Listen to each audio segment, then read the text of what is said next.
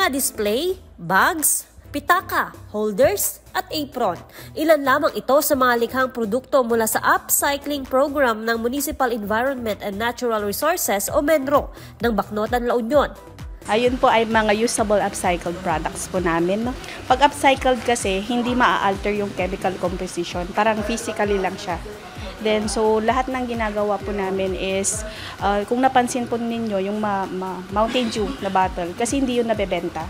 So, ang ginawa natin is, ginawa natin yung pouch or bag. Nagkakaroon ng training sa mga barangay. Bukod sa nakakabawas na sa basura, may kinikita rin ang mga lokal kapag naibenta na ang mga produkto. Sa katunayan, may solid waste coordinator sa bawat barangay. Silang unang sumasailalim sa training sa upcycling, saka naman nila itinuturo ito sa kanilang komunidad. Pili ang mga basura na ginagamit para sa upcycling project.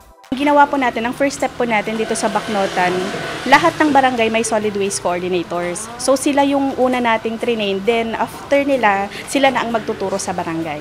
Parang nagiging siyang livelihood. So pag ginagawa ng mga solid waste coordinators po natin, binebenta din po natin. So madami na rin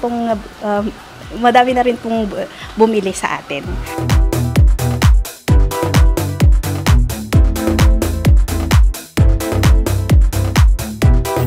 Sa plastic bottle na soft drinks, maaaring makagawa ng iba't ibang produkto.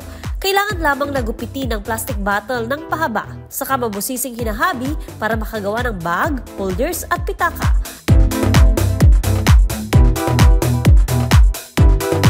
Target din ng mga kabataan sa nasabing proyekto. Mainam daw na ito ang kanilang pagkaabalahan habang nagpapalipas ng oras.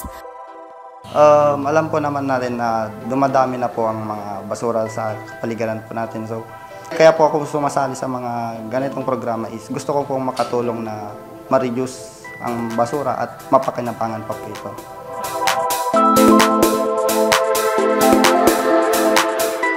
Joan Punsoy, Balitang Solid North.